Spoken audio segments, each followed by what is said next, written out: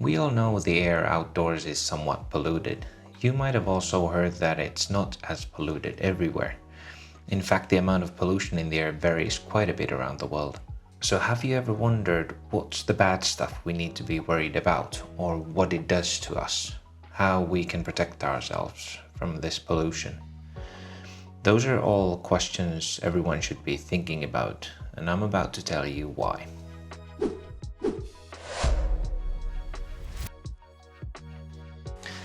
So, air on Earth, of course, contains oxygen, the vital element for our existence. Therefore, we do need it in our homes as well.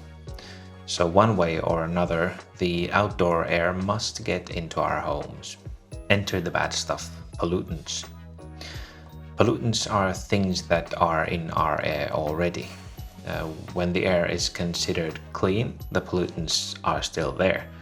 Pollutants become a problem when their concentration in the air increases. Usually it's because of human interaction.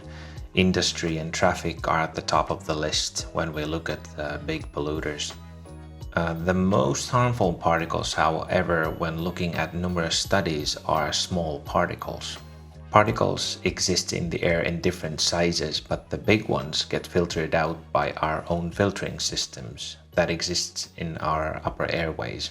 Smaller particles can slip through our filters and enter our lungs and even bloodstream. That's what makes them potentially dangerous. These small particles can cause numerous health problems.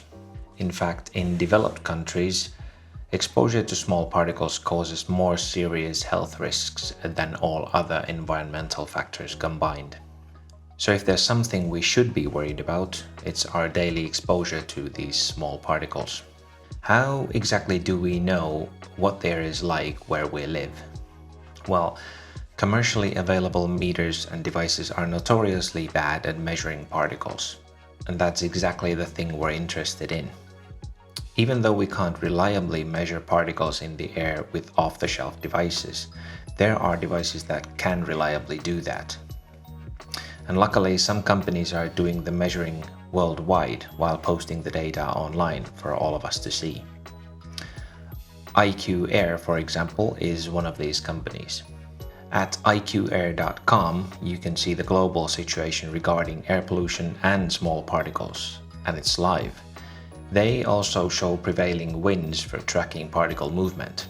If you're feeling particularly curious, do check out their list of least and most polluted countries, for example in 2024.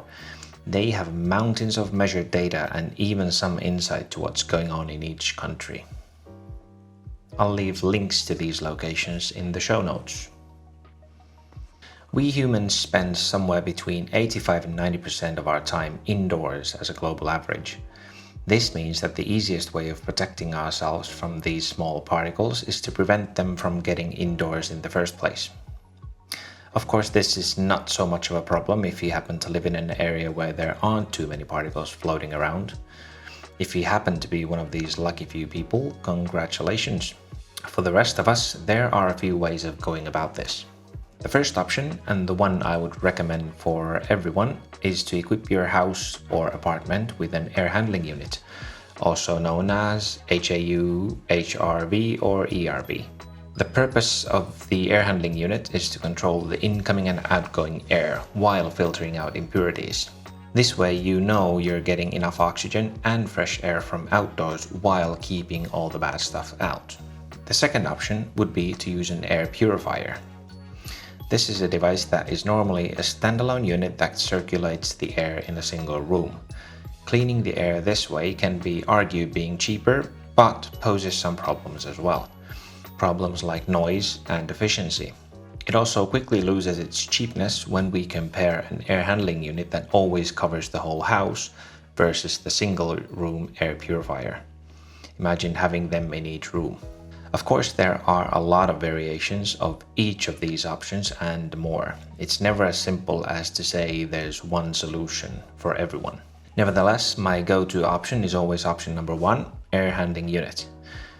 That should always be the starting point. If it turns out it's not possible to use an air handling unit, then we look at what kind of concessions we need to make and what's the next best solution.